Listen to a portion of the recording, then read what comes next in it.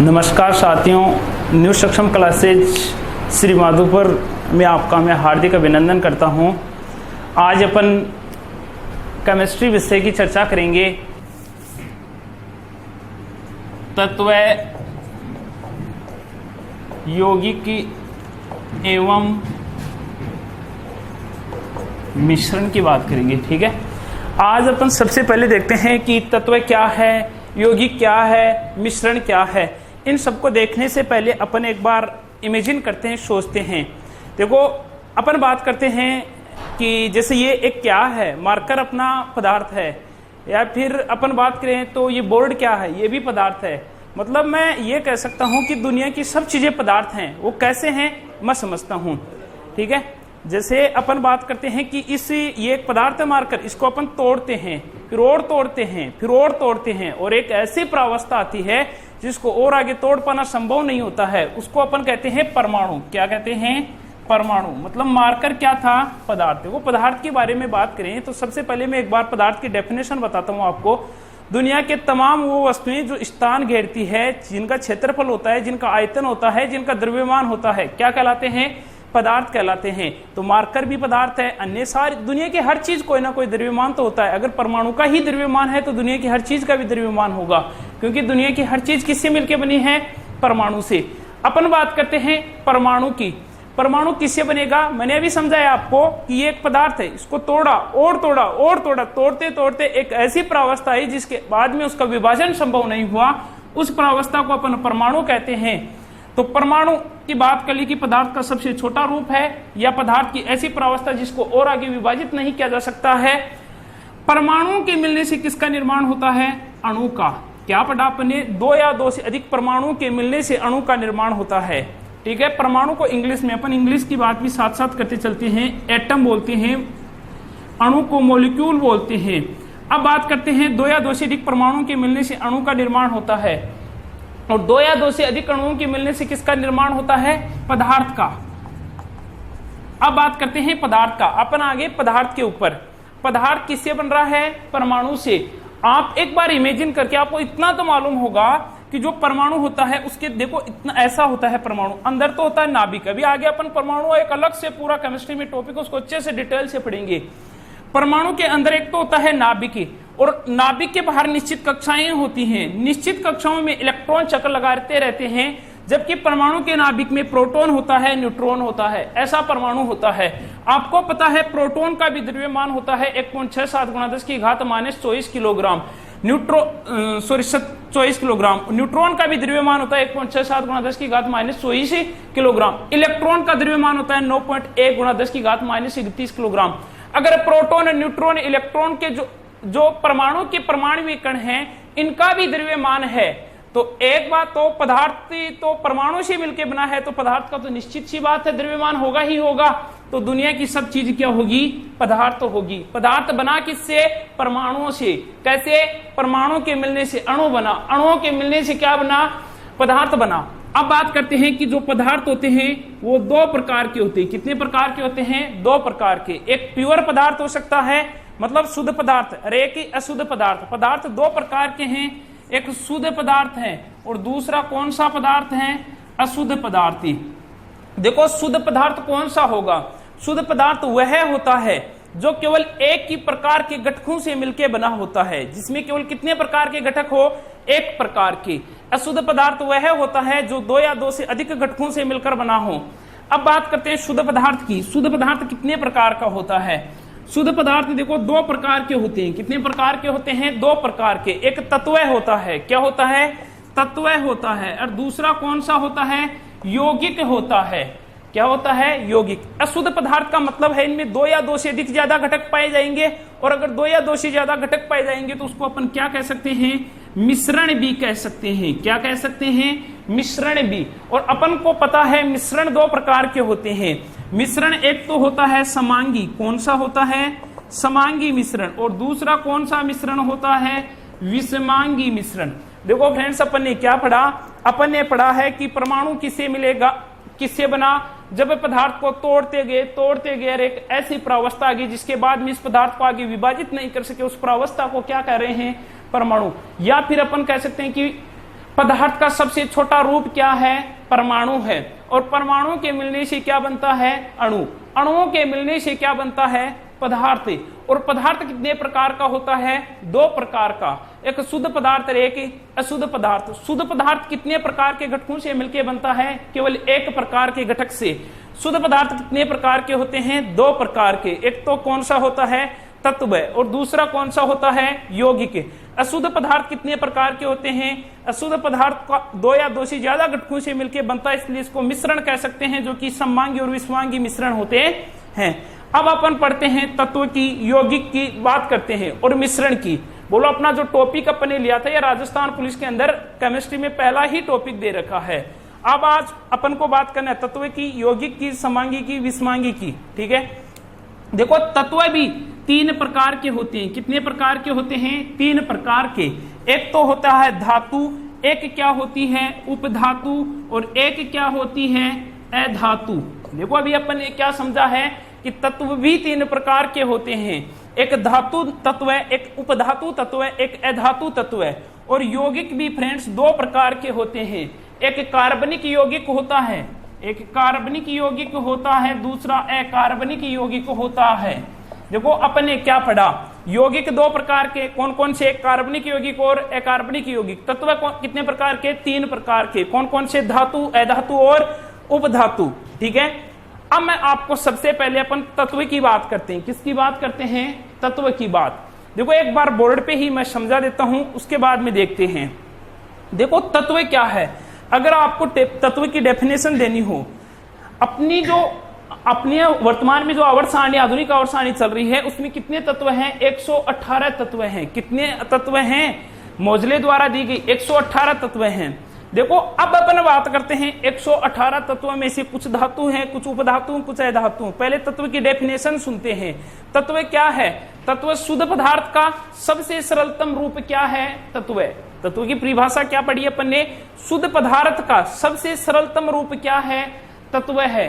अब बात करते हैं यौगिक किससे बनता है? 2 या 2 से अधिक तत्वों के मिलने से किसका निर्माण होता है? यौगिक का। लेकिन फ्रेंड आपने अभी ये भी तो कह रहे थे कि 2 या 2 से ज्यादा तत्व भी तो 2 या घटक हो गए ना, अलग अलग। अगर वो घटक बनेंगे तो क्या बनेगा? मिश्रण बनेगा।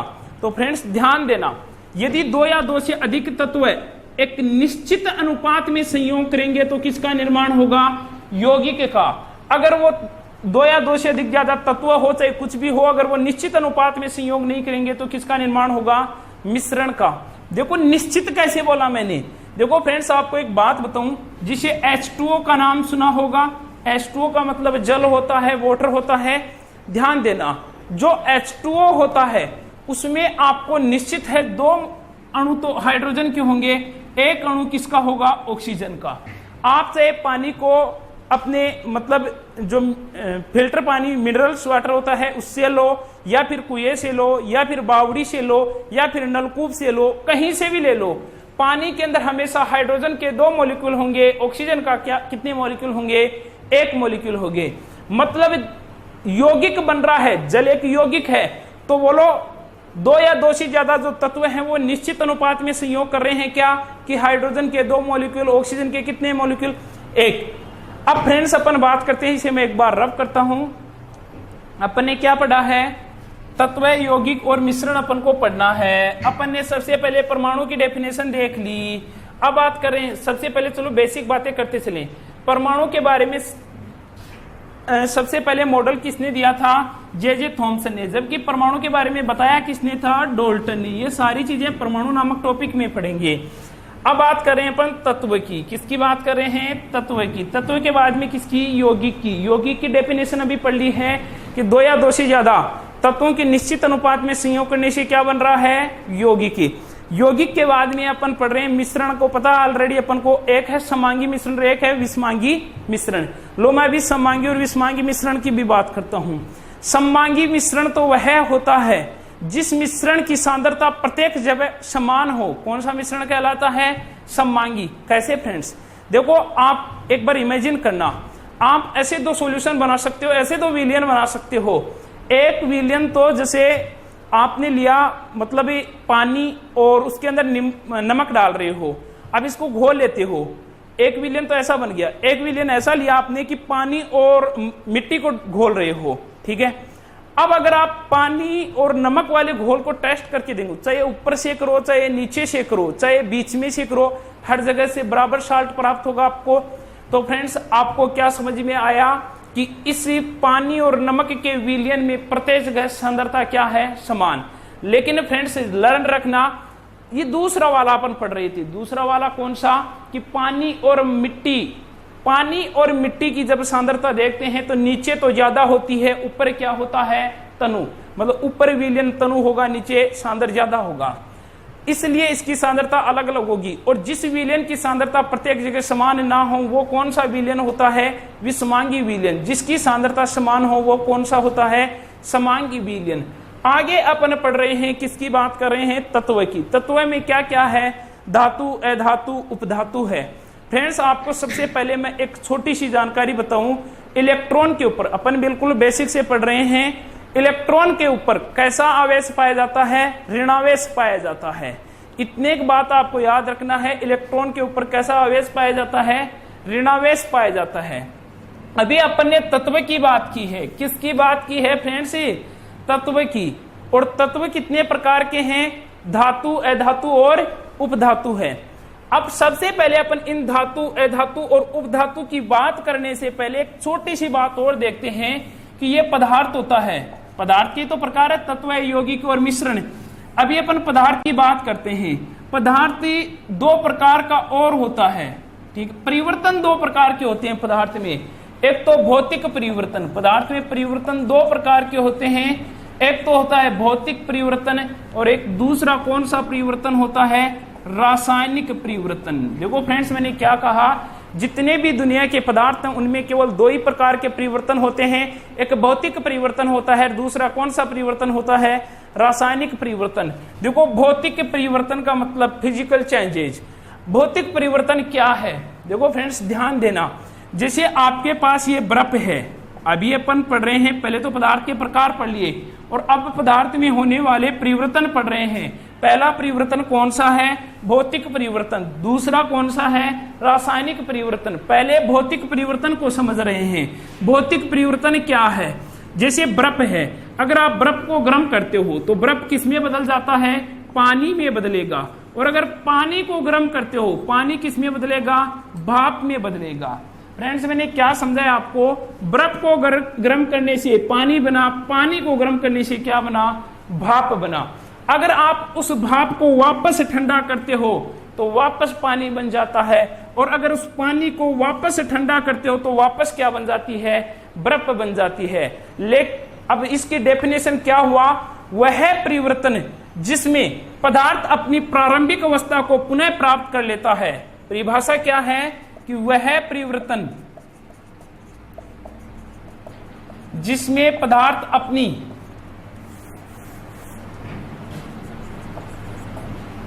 प्रारंभिक अवस्था को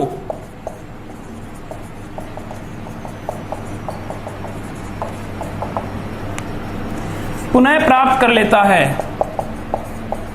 कैसा परिवर्तन कहलाता है, भौतिक परिवर्तन। और दूसरा है रासायनिक परिवर्तन, ठीक है। रासायनिक परिवर्तन का एग्जांपल देखिए, एक बार समझाता हूं। जैसे आपके पास लकड़ी है, क्या है, लकड़ी, इसको आपने गर्म किया, गर्म करने से ये बदल गई राख में। अब क्या राख से आप लकड़ी बना सकते हो क्या, नहीं।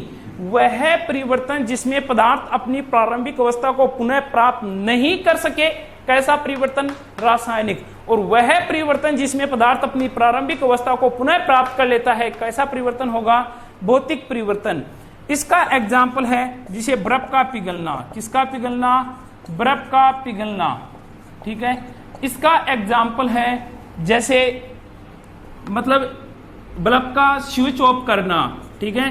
बल्ब का ये 8th क्लास की बुक में एनसीईआरटी में दे रखा है, बल्ब का स्विच ऑफ करना भी कैसा है, भौतिक परिवर्तन। रासायनिक परिवर्तन के एग्जाम्पल कैसे हैं, रासायनिक परिवर्तन के एग्जाम्पल हैं जैसे दूध का दही में बदलना। अगर दूध का दही में बदलना किसका एग्जाम्पल है, रासायनिक परिवर्तन का। और पदार्थ साथियों आप मेरे को बताओ, अगर दूध दही में बदल गया तो उसके बाद में दही दूध में बदल सकता है क्या, कभी नहीं। इसलिए कौन सा परिवर्तन है, रासायनिक। देखो दूध का दही में बदलना कौन सी प्रक्रिया द्वारा होता है? किण्वन प्रक्रिया द्वारा। कौन सी प्रक्रिया द्वारा होता है? किण्वन प्रक्रिया द्वारा। देखो फ्रेंड्स, किण्वन प्रक्रिया कौन से शोषण में होती है? देखो शोषण दो प्रकार का होता है, एक वायवीय और एक अवायवीय, अपन बायोलॉजी में पढ़ेंगे। तो अवायवीय शोषण का एक की तरह है किण्वन होता है, और किण्वन होता है तो क्या बनता है? दही बनता है, ठीक है। और किण्वन की प्रक्रिया के फलस्वरूप अल्कोहल और लैक्टिक अम्ल बनता है, इसलिए लैक्टिक अम्ल दही में होता है, ठीक है। और फ्रेंड्स आपको एक इंपॉर्टेंट क्वेश्चन है, अगर अपन ज्यादा काम कर लेते हैं, अगर अपन ज्यादा एक्सरसाइज कर लेते हैं तो अपने शरीर में ऑक्सीजन की कमी हो जाती है, और उस कंडीशन में अवायवीय शोषण होता है, और अवायवीय शोषण के उत्पाद होते हैं लैक्टिक अम्ल और अल्कोहल। और जैसे ही अपने शरीर में लैक्टिक अम्ल बनेगा तो मांसपेशियों में लैक्टिक अम्ल बनने की वजह से अपन को थकावट पैदा होती है। क्वेश्चन क्या आता है कि मांसपेशियों में थकावट किसकी वजह से होती है? लैक्टिक अम्ल की वजह से। दूध से दही किसकी वजह से बन रहा है? किण्वन प्रक्रिया द्वारा। ये किण्वन प्रक्रिया करने के लिए कौन सा जीवाणु उत्तरदायी होता है? वो है लैक्टोबैसिलस। कौन सा जीवाणु उत्तरदायी होता है? लैक्टोबैसिलस। कौन सा बताया फ्रेंड्स? लैक्टोबैसिलस। लैक्टोबैसिलस दूध को दही में बदलता है, किस प्रक्रिया के फलस्वरूप? किण्वन प्रक्रिया के फलस्वरूप। अब आता है, आगे पढ़ते हैं अपन, दूध को दही में बदल दिया। अब आता है कि लोहे पे जंग लगना। किस पे जंग लगना? लोहे पर जंग लगना। क्या लगना? जंग लगना। देखो लोहे पे जंग लगना, लोहे पर जंग लगना क्या है? लोहे का क्षंक्षारण होना, क्योंकि क्षंक्षारण की परिभाषा क्या होती है कि अगर कोई भी पदार्थ नमी आर्द्रता के संपर्क में आता है तो अपहासित होने लग जाता है, उसे ही क्या कहते हैं? क्षंक्षारण। तो लोहे पे जंग लगती है। जंग कब लगेगी? जब वो नमी आर्द्रता के संपर्क में आएगा।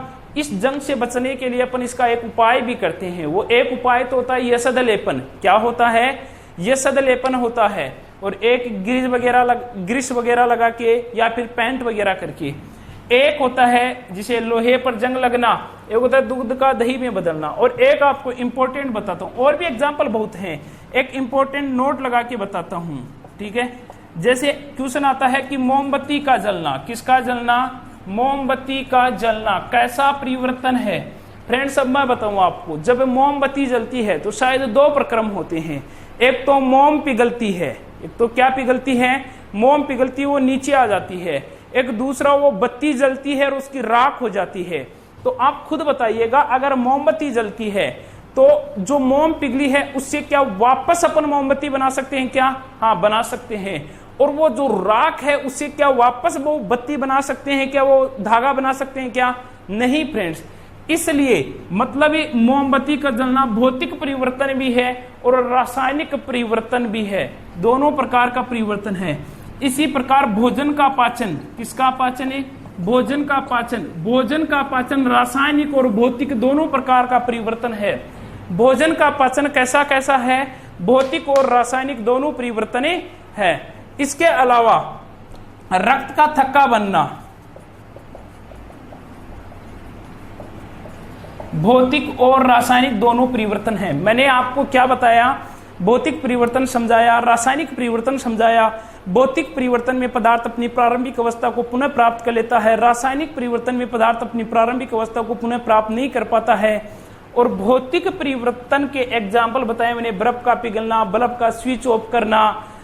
इसके अलावा रासायनिक परिवर्तन के एग्जाम्पल मैंने बताई कि दूध का दही में बदलना, किस प्रक्रिया से? किण्वन प्रक्रिया से। किण्वन प्रक्रिया के फलस्वरूप क्या क्या बनता है? किण्वन प्रक्रिया के फलस्वरूप अल्कोहल बनता है, लैक्टिक अम्ल बनता है। कौन सी जीवाणु द्वारा बनता है? लैक्टोबैसिलस जीवाणु के द्वारा बनता है। रासायनिक परिवर्तन से क्या होता है? रासायनिक परिवर्तन का दूसरा एग्जाम्पल बताया मैंने, लोहे पे जंग लगना। लोहे पे जंग लगने से बचाने के लिए यशद लेपन क्या किया जाता है? यशद लेपन क्या है ये भी अपना आगे पढ़ेंगे। इसके अलावा मैंने 3 ऐसे एग्जाम्पल बताए जिनमें भौतिक और रासायनिक दोनों परिवर्तन होते हैं। पहला एग्जाम्पल तो मोमबत्ती का जलना बताया, दूसरा भोजन का पाचन बताया, तीसरा क्या बताया मैंने? रक्त का थक्का बनना बताया। फ्रेंड्स अब आगे अपन बात करते हैं किसकी? देखो इधर ध्यान देना, अपन बात कर रहे हैं भौतिक परिवर्तन और रासायनिक परिवर्तन की कुछ बातें और करते हैं, थोड़ी बहुत ही, ठीक है।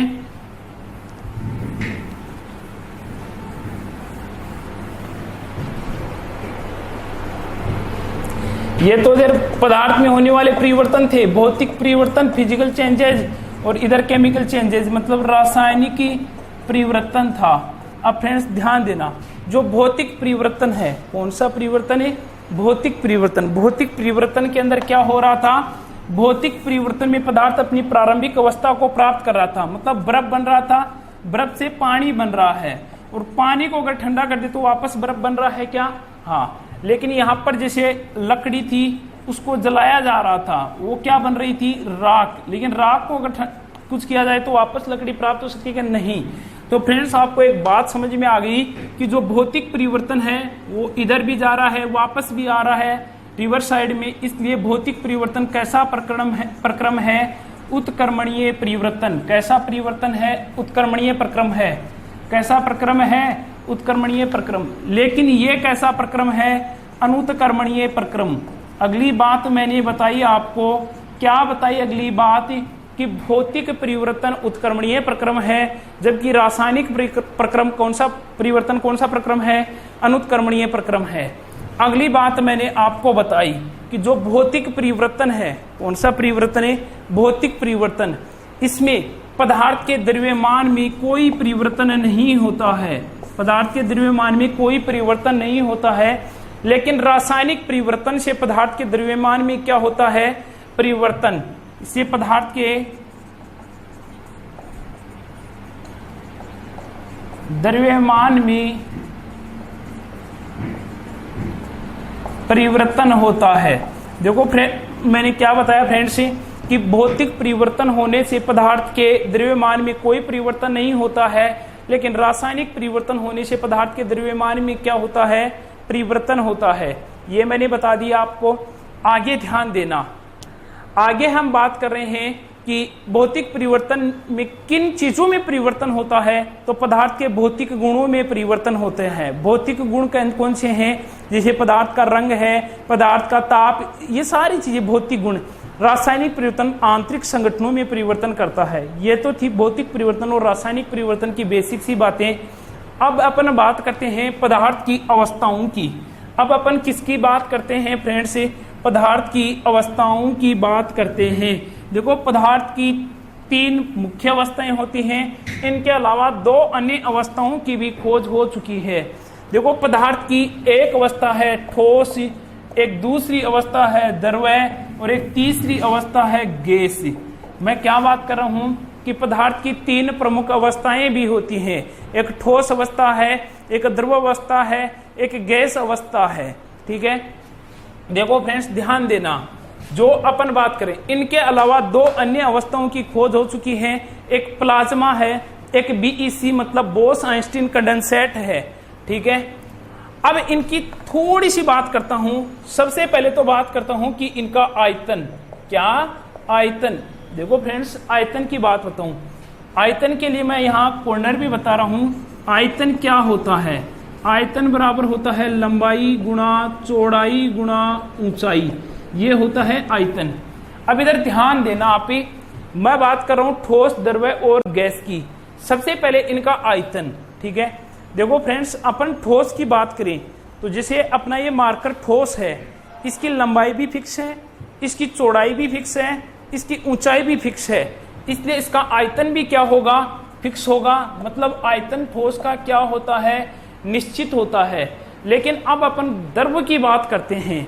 द्रव्य की बात अगर अपन करें तो द्रव्य के अंदर आप बताइएगा, जैसे सपोज दैट एक बोतल में पानी है, एक बोतल में पानी है, उस बोतल में अगर पानी है तो उस बोतल की चौड़ाई कम है, उस बोतल की ऊंचाई ज्यादा है। ठीक है, और अब इधर ध्यान देना, अगर उसको आप बड़े बर्तन जिसे एक भगोने में डालते हो, किसको? पानी जो बोतल में उसको, तो भगोना नीचे से चौड़ा होगा तो पानी फैल जाएगा। देखो फ्रेंड्स लंबाई गुणा चौड़ाई गुणा ऊंचाई आयतन है। अगर आप इसको बोतल से भगोने में डालते हो तो बोतल में तो ऊंचाई ज्यादा थी, चौड़ाई क्या थी? कम थी। लेकिन फ्रेंड्स जैसे इसको आप भगोने में डालते हो तो क्या होता है? एलबीएच का मान तो वही रहेगा। क्यों? क्योंकि ऊंचाई तो घटती है लेकिन चौड़ाई क्या हो रही है? बढ़ रही है, इसलिए वैल्यू तो वही आनी है। तो फ्रेंड्स आपको पता होगा कि द्रव्यों का आयतन भी क्या होगा? निश्चित होगा। क्या होगा? निश्चित होगा। क्यों? मैंने अभी बता दिया आपको, द्रव्य का आयतन भी क्या होगा? निश्चित होगा। अब फ्रेंड्स अपन बात कर रहे हैं गैस की। गैस की अगर अपन बात करें तो गैस के अंदर क्या होगा, देखो जैसे आप सपोज दैट आपका सिलेंडर जो आता है, देखो अभी एक बार रेलवे में क्वेश्चन एक ये भी आया हुआ है कि अपने उस सिलेंडर में कितना वजन होता है, 14.2 किलोग्राम का वजन होता है। ठीक है, अपन गैस की बात करें तो गैस के अंदर वो एक सिलेंडर में गैस है, अगर इस गैस को बाहर निकाल दिया जाए तो माना कि सिलेंडर का जितना सिलेंडर ये है इतने में गैस है, अगर उस गैस को बाहर निकाल दिया जाए तो गैस तो आपके 1 किलोमीटर दूर तक फैल सकती है, 2 किलोमीटर दूर तक फैल सकती है, कोई फर्क नहीं पड़ेगा। ठीक है, अब बोलो यहां पर उसका आयतन निश्चित हुआ क्या, नहीं, इसलिए आयतन क्या होता है, अनिश्चित। किसका, गैस का, क्योंकि आपको बता रहा हूं कि 1 लीटर का जो सिलेंडर है उस गैस को अगर अपन बाहर निकाल दे तो वो कम से कम 1 किलोमीटर एरिया में इजिली फैल सकती है। ठीक है, तो आयतन ठोस का निश्चित है, द्रव का निश्चित है, और गैस का क्या है, अनिश्चित। आगे अपन बढ़ रहे हैं, बिल्कुल बेसिक से अपन बातें कर रहे हैं। आगे अपन बात कर रहे हैं आयतन के बाद में आकार की। किसकी बातें कर रहे हैं, आकार की। देखो फ्रेंड्स आप इधर ध्यान देना, अब ये मार्कर है, इसका आकार निश्चित है क्या, निश्चित है, तो निश्चित है कि बेलन के आकार का है तो है निश्चित। लेकिन आप एक बात बताना, आप चाहे इस मार्कर को कहीं भी रख दो, ये आकार निश्चित रहेगा। लेकिन द्रव की बात कर रहे हैं, अगर आप पानी को 1 लीटर पानी को बोतल में डालोगे तो आकार किस तरह का होगा, बोतल के आकार का होगा। अगर उस पानी को आप किसी भगोने में डालोगे तो वो भगोने के आकार का होगा, या किसी अन्य मटके में डालोगे तो वो मटके के आकार का ले लेगा। तो आकार निश्चित नहीं होता है, पात्र के अकॉर्डिंग आकार बदलता रहता है, इसलिए आकार क्या होता है, अनिश्चित होता है। और गैस का आकार तो अनिश्चित होना ही है कि अगर गैस 1 लीटर के सिलेंडर में थी तब तो उस सिलेंडर के आकार की, और बाहर निकाला 1 किलोमीटर में फैल गई तो अपने आप अनिश्चित होगा। तो आकार क्या हो गया, अनिश्चित। ठीक है, अब अपन बात करें, 2 चीजें पढ़ ली अपन ने, आयतन और आकार की बात कर ली। ठीक है, अब मैं आगे बात कर रहा हूं, एक होता है संपीड़न का गुण। कौन सा गुण होता है, संपीड़न। देखो फ्रेंड्स संपीड़न क्या होता है, किसी भी वस्तु को दबाने का जो गुण होता है वो किसका गुण कहलाता है, संपीड़न का गुण कहलाता है। ठीक है, तो ठोसों में संपीड़न का, दबने का गुण। अब ये मार्कर देखो, दब रहा है क्या, नहीं, तो ठोसों में संपीड़न का गुण कैसा पाया जाता है, नगण्य पाया जाता है।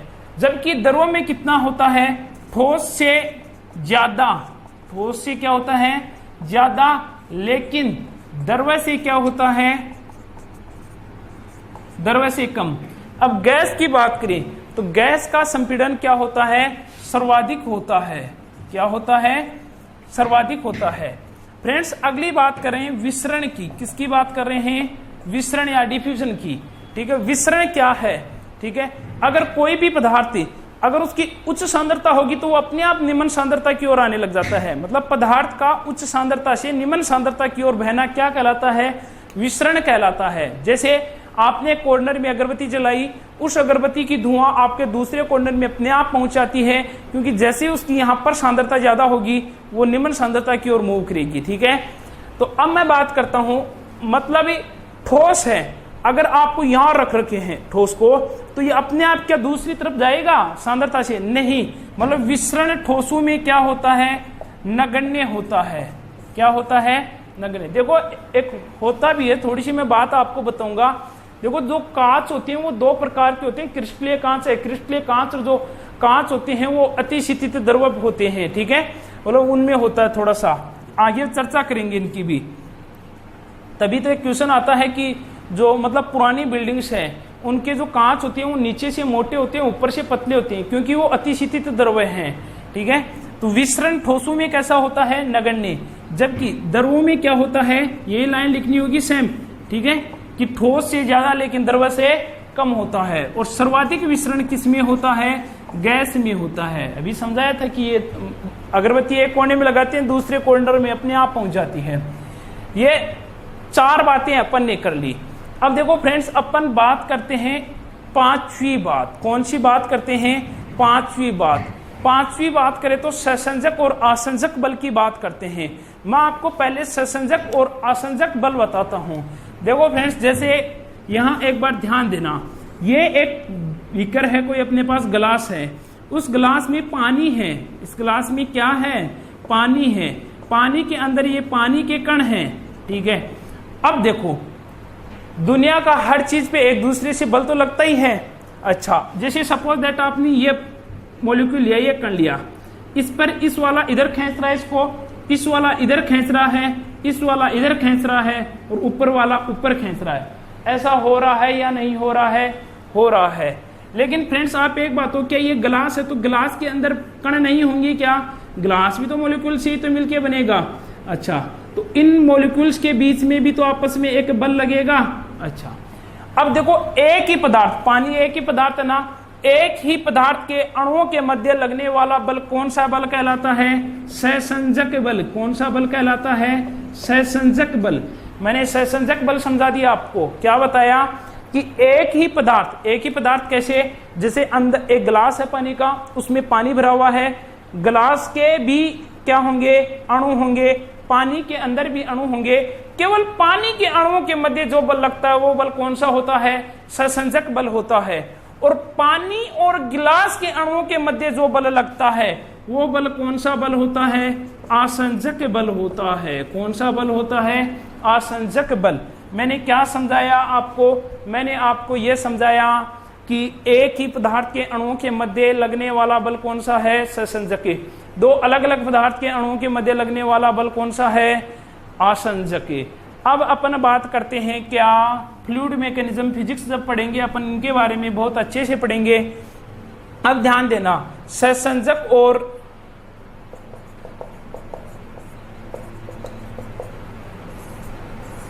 आसंजक बल की बात करें तो बोलो सहसंजक और आसंजक बल ठोसों में कैसा होगा? सर्वाधिक होगा। कैसा होगा? सर्वाधिक। देखो ये बल जितना ज्यादा होगा वो उतना ज्यादा सघनी तो होगा। और द्रव्य का कैसा होगा? ठोस से कम। ठोस से कम है, लेकिन द्रव्य से गैस से ज्यादा। लेकिन गैस से क्या होगा? ज्यादा होगा। अच्छा, अब बात कर रहे हैं गैस का। गैस का न्यूनतम होगा। क्या होगा न्यूनतम? सहसंजक आसंजक बल गैसों में न्यूनतम लगेगा, द्रवों में मीडियम साइज का लगेगा, ठोसों में सहसंजक आसंजक बल क्या लगेगा? सर्वाधिक लगेगा। क्या है सहसंजक आसंजक बल? समझ में आ गया। विसरण की बात कर ली, संपीड़न की बात कर ली, आकार की बात कर ली, आयतन की बात कर ली। ये ठोस की अवस्थाएं थी। क्या थी? अवस्थाएं। कितनी अवस्थाएं? 3, ठोस, द्रव्य, गैस। इनके अलावा ठोस को सॉलिड बोलते हैं, इसको लिक्विड बोलते हैं, इसको गैस बोलते हैं। इनके अलावा अपन चौथी और पांचवी गैस अवस्था की और बात की थी अपन ने, एक प्लाज्मा थी, एक बोस-आइंस्टीन कंडेंसेट थी।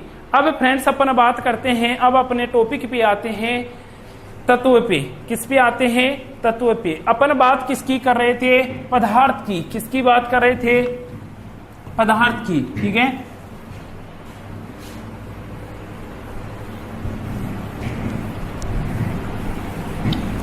अब पदार्थ के अंदर अपन देखते हैं कि पदार्थ की बात कर रहे थे। पदार्थ में क्या था? परमाणु से अणु बन रहा था, अणु से पदार्थ था। पदार्थ दो प्रकार का था, एक शुद्ध था, एक अशुद्ध था। शुद्ध कितने प्रकार का था? 2 प्रकार का। एक कौन था? तत्व था। एक कौन था? यौगिक था। और अशुद्ध था वो मिश्रण था, जो 2 प्रकार का था, एक समांगी और एक विषमांगी। अब सबसे पहले अपन देखते हैं पदार्थ 3 प्रकार के हैं। एक धातु पदार्थ है, एक धातु है, एक उपधातु भी पदार्थ है।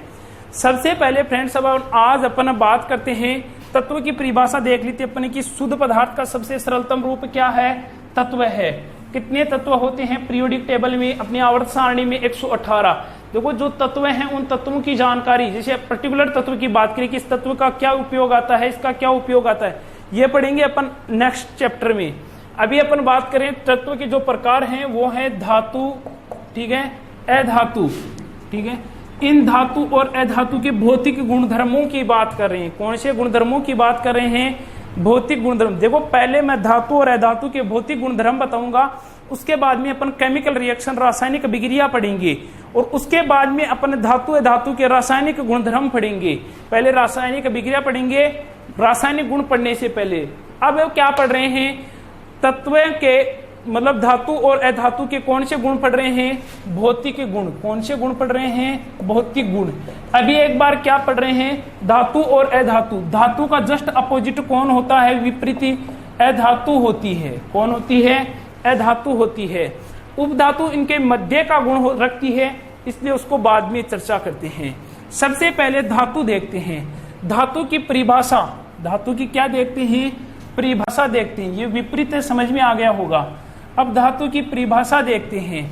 सबसे पहले डेफिनेशन, किसकी डेफिनेशन है? धातु की। देखो फ्रेंड्स, ध्यान देना, परिभाषा क्या है। एक बात हो, ये जो धातु है वो पदार्थ का ही हिस्सा है क्या? धातु हमेशा क्या काम करती है? धातु हमेशा इलेक्ट्रॉन का त्याग करती है। क्या करती है? इलेक्ट्रॉन का त्याग। जबकि अधातु क्या करती है? इलेक्ट्रॉन का ग्रहण करना। क्या करना? इलेक्ट्रॉन को ग्रहण करती है। और ये क्या करती है? इलेक्ट्रॉन को त्यागती है, और ये इलेक्ट्रॉन को ग्रहण करती है। इलेक्ट्रॉन को ग्रहण कौन करती है? अधातु। इलेक्ट्रॉन को त्यागती कौन है? धातु। ठीक है, याद रखना होगा, धातु इलेक्ट्रॉन का क्या करती है? त्याग। और अधातु इलेक्ट्रॉन का क्या करती है? ग्रहण करती है। फ्रेंड्स, परिभाषा सुनना। देखो, वे पदार्थ जो इलेक्ट्रॉन त्याग कर, वे पदार्थ जो इलेक्ट्रॉन त्याग कर धनायन बनाए धातु कहलाते हैं। और अधातु की परिभाषा सुनना, वे पदार्थ जो इलेक्ट्रॉन ग्रहण कर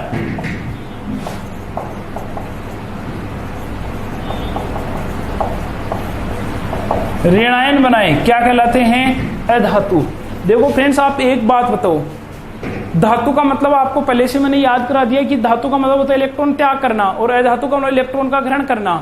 अगर धातु है तो बोलो पदार्थ का ही प्रकार है, इसलिए वे पदार्थ इलेक्ट्रॉन का त्याग। अगर इलेक्ट्रॉन का त्याग करेगी तो इलेक्ट्रॉन पर ऋणावेश होता है, ऋणावेश बाहर निकलेगा। अगर ऋणावेश बाहर निकलेगा तो क्या बनाएगा? धनायनी तो बनाएगा, अगर ऋणावेश बाहर निकल गया तो। अधातु वे पदार्थ जो इलेक्ट्रॉन को ग्रहण करती है। अगर इलेक्ट्रॉन मतलब ऋणावेश ग्रहण होगा तो क्या बनेगा? ऋणायन बनेगा। अब आगे पढ़ते हैं अपन। ये तो परिभाषा हुई धातु और अधातु की। अब अगली बात करते हैं धातु के भौतिक गुण की। देखो, भौतिक गुण की बात करें तो सबसे पहले तो अपन बात करते हैं आघात वर्धनीयता की। किसकी बात करते हैं? आघात वर्धनीयता की। ठीक है,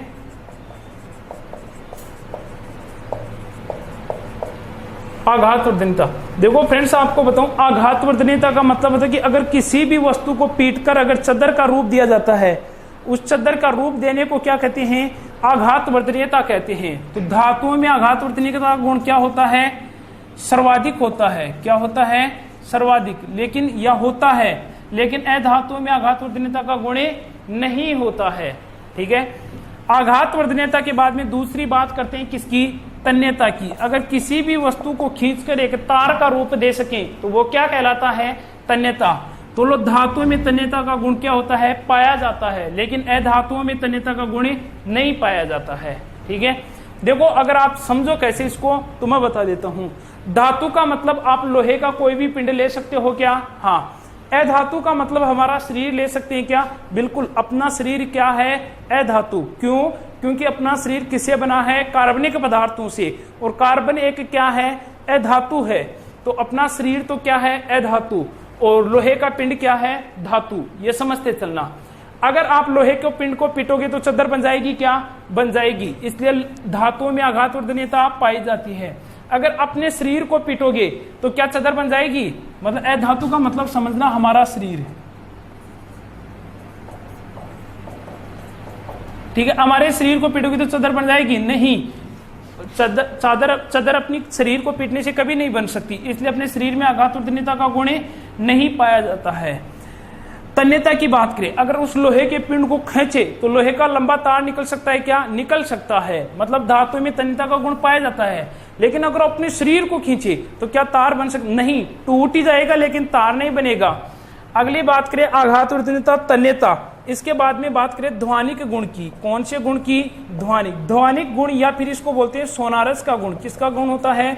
सोनारस का। अगर किसी भी वस्तु को ऊपर से नीचे गिरने पर एक आवाज उत्पन्न हो तो वो कौन सा गुण होता है? ध्वनिक या सोनारस का गुण। आवाज कैसी? जैसे वो टन टन की आवाज उत्पन्न होती है, जैसे घंटी बजाते हैं तो कितनी सी देर तक वो आवाज उत्पन्न होती है। अगर आप लोहे के पिंड को ऊपर से नीचे गिरोगे तो एक आवाज आएगी टन की, लेकिन अपने शरीर को ऊपर से नीचे डालोगे तो क्या कौन सी आवाज आएगी? आवाज नहीं आएगी। इसलिए धातुओं में तो तन्यता का गुण पाया जाता है, लेकिन अधातुओं में नहीं पाया जाता है। ठीक है, केवल धम की आवाज आ सकती है अगर अपने शरीर को ऊपर से नीचे डाले तो। अपन ने परिभाषा पढ़ ली, आघात प्रतीयता का गुण पढ़ लिया, तन्यता का गुण पढ़ लिया, ध्वनिक या सोनारस का गुण पढ़ लिया। अब बात करते हैं फ्रेंड्स चालक विद्युत की चालकता।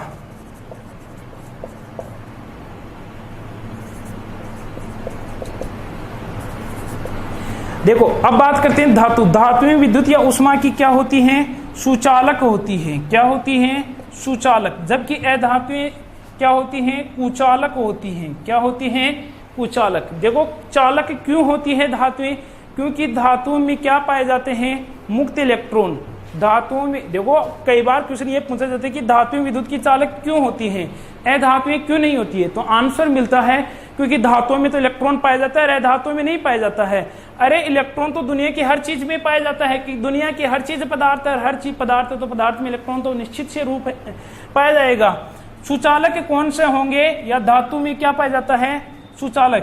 क्योंकि क्या होता है? मुक्त इलेक्ट्रॉन होता है। क्या होता है? मुक्त इलेक्ट्रॉन होता है। ठीक है, जबकि इनमें क्या नहीं होता है? मुक्त इलेक्ट्रॉन नहीं होता है। अपन ने धातु और अधातु की भौतिक गुणधर्म की बेसिक सी बात की। पहले तो क्या पढ़ा? धातु इलेक्ट्रॉन त्यागती है, अधातु इलेक्ट्रॉन नहीं त्यागती है, वो सॉरी इलेक्ट्रॉन को ग्रहण करती है। अगर इलेक्ट्रॉन को ग्रहण करे तो अधातु ऋणायन बनाएगी, धातु धनायन बनाती है। ठीक है, तो आप अगर ऐसे देख लो, जैसे ये सोडियम आ रहा है, इसके ऊपर Na+ आता है। ये प्लस क्यों आता है ये भी मैं समझाऊंगा, केमिस्ट्री की बात है। लेकिन आप देखते ही पता चल गया कि सोडियम क्या है? धातु है। अगर क्लोरीन के ऊपर माइनस आता है, ऋणायन बना रहा है, तो आप देखते ही समझ गए कि क्लोरीन क्या है? अधातु है। ये समझना भी मैं बताऊंगा। धन्यवाद साथियों।